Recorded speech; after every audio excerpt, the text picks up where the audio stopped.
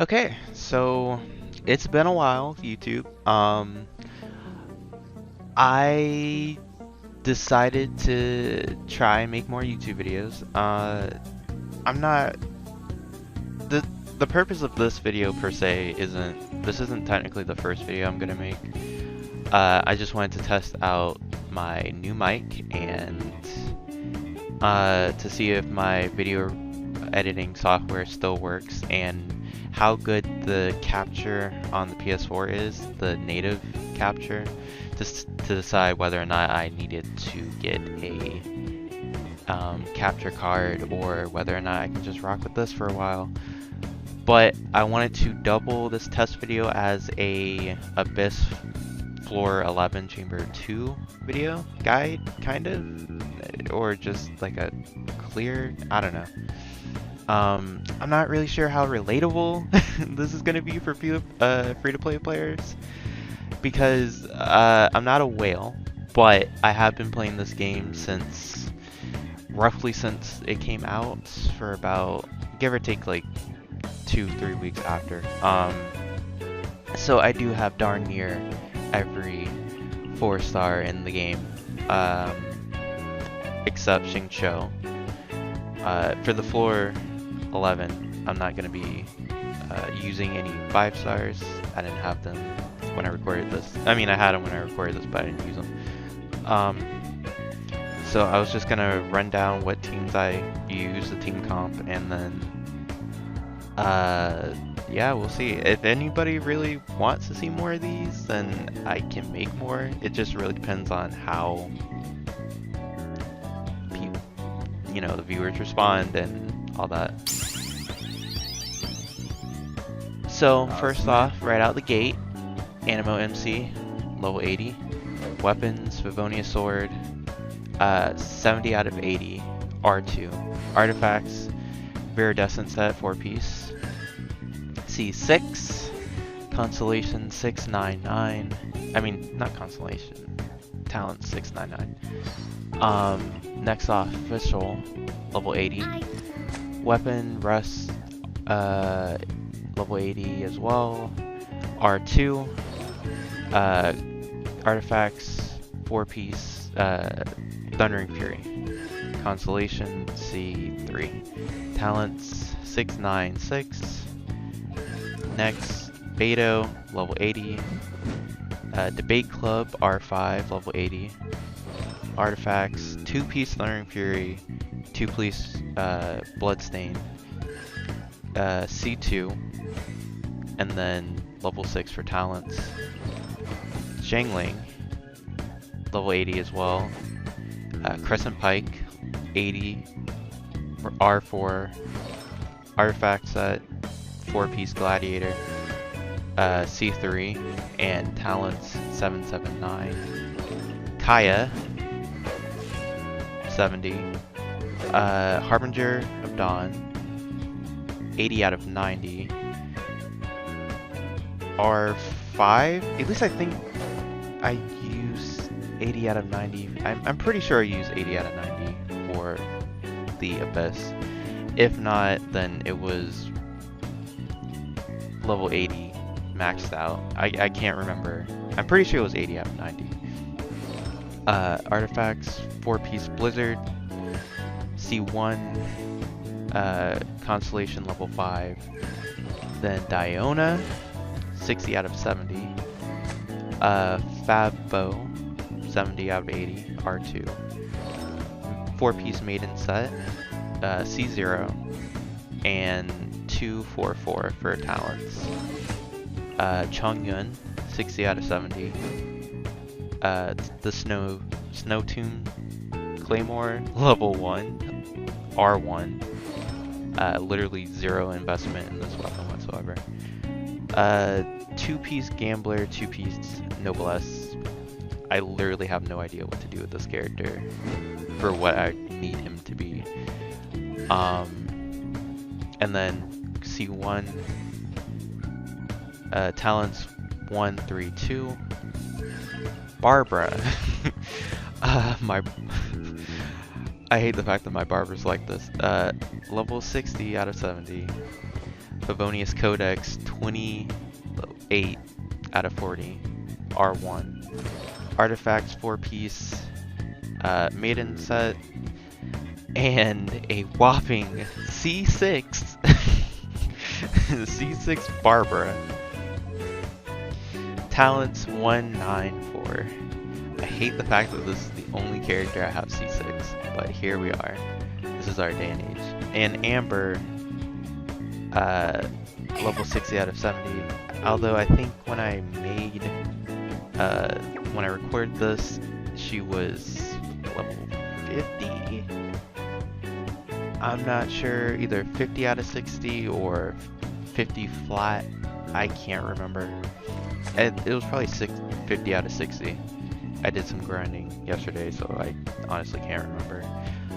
Bow, Messenger, 40, R5, Artifacts, 4-piece, Wanderer set, C0, Talents, 1, 1, and 1. So I was going to run I ran a freeze comp.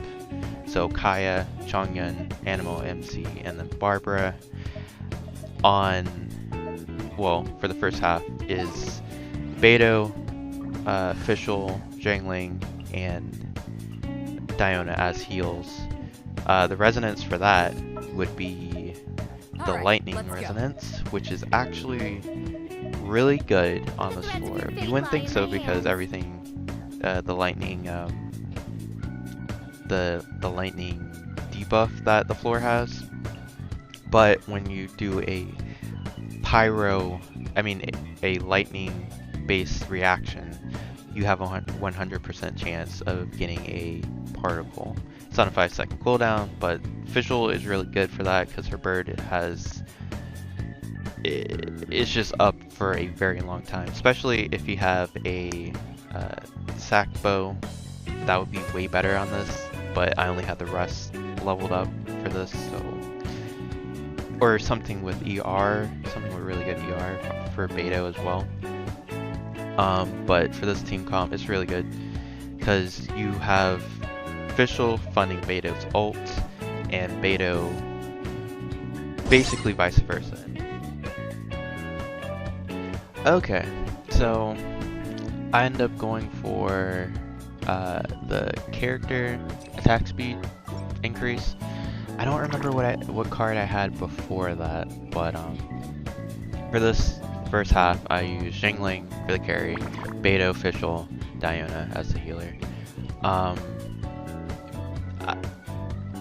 Beidou could be used as the carry as well. Mine is definitely not built for that yet. Definitely need to do some renovating in there. Same with Fischl as well. But the thing that makes this chamber so annoying are the hilichurl shooters. So what you want to do is just put the bird down in front of the tower that you're protecting, as well as Gobas, and you really want to kill the first hilichurl shooter, the fire one, but don't kill the rest of them. Basically, the first fire hilichurl shooter will only target the tower, whereas the second and the third one will target only you, and the fourth one will target only the tower. But basically you want to save the shooters for last. Just kill the first fire one, and then just focus on getting rid of the shields on the small hilichurls. They spawn, if I remember correctly, they spawn the axe hilichurl first. Yeah, they spawn the axe hilichurl first. So if you kill them first, then he'll spawn first. If you kill the fire club ones, they'll spawn the shield hilichurl. So you can play around with that for a strategy. If you're having trouble with the axe one, then you can go for him. He will target the tower, the shield one will not. So it really depends on how well you play against them. Again, Fischl is going to be powering up Beto's ults, as well as when there's a reaction. Jangling did die, but it's not really much of an issue per se. As long as Beto and Fischl didn't die, then that's fine.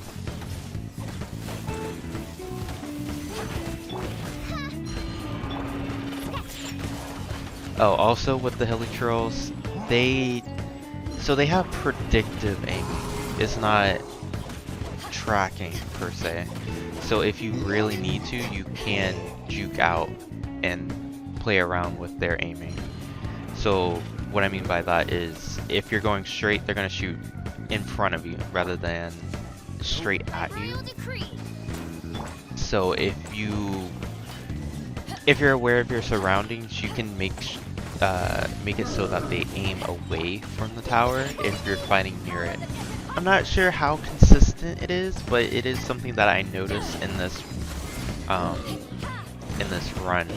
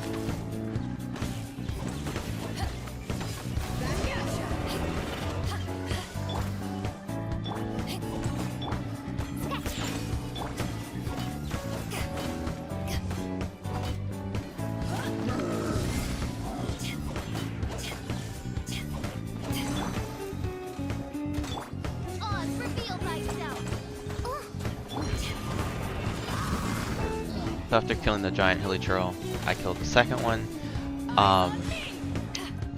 If you can push the fire one towards the next spawn, it makes it so that you don't actually have to use a archer if you don't have one. It closes in the gap. They spawn, what is it, counterclockwise, I think? Yeah, they spawn counterclockwise. But if you really want to take it that far, you can hit them counterclockwise towards the next spawn. You just have to be aware of the lightning Hilichurl that's going to be constantly shooting at you. So you don't want to to be in front of the tower so that it takes the damage. But if you can manage it, then it's no issue.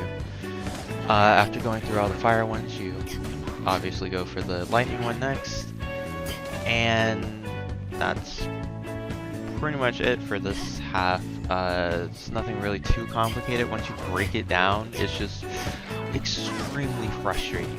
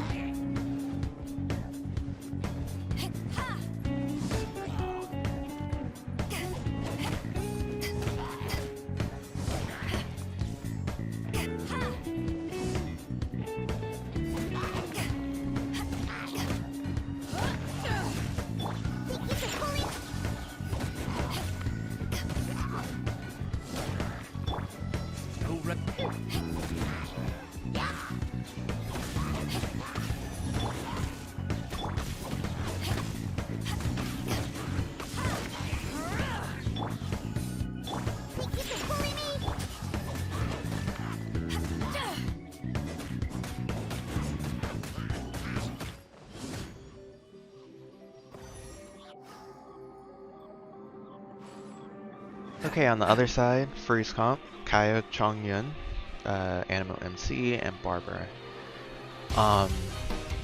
What you really want to look out for, again, the biggest threat here is the Lightning Fatui mage. It's not even really her per se, it's her flies or whatever that are constantly going to be, maybe not even constantly, but just randomly hitting the tower for some reason. So the easiest way to do this is to round them up with the NC's ult, thus having all the energy recharge from the Livonia sword. You're going to get his ult way sooner. Then hit him with Chongyun, his R2 or E or whatever you want to call it. Then switch to Barbara, freeze them, and then Kaya, which is going to be the main source of your damage. And it's not hard, again, it's mostly just her flies doing the annoying tick damage to the tower.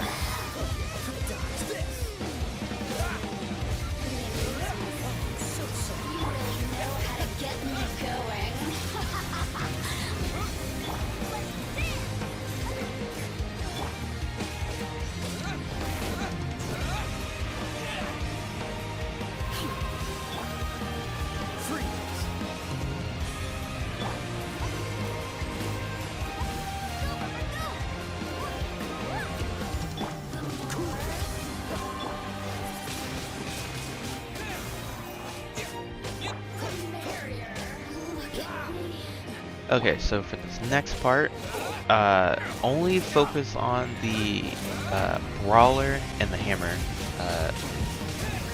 Treasure Hoarder, because they are the only ones going to be trying to damage the tower. The Fire Fatui will only follow you, really. And then the Shovel Treasure Hoarder, he doesn't do any damage. He's neglectable. You really just want to get rid of the two other treasure hoarders first.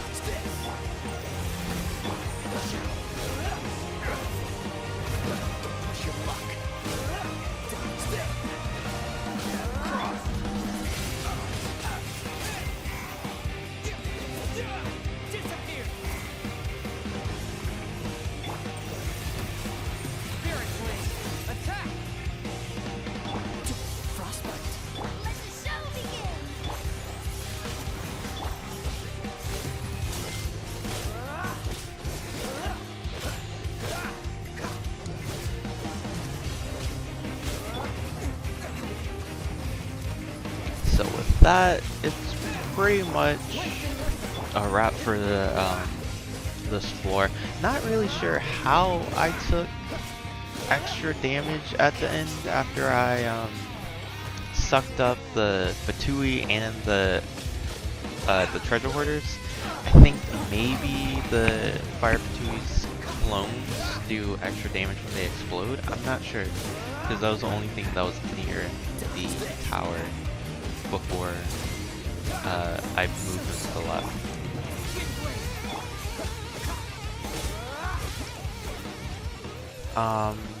Yeah, again, this is really just a test video to see how my software is working and all that stuff, but as well to kind of see if anybody really wants this, if anybody even watches this. But yeah, more videos will be coming out.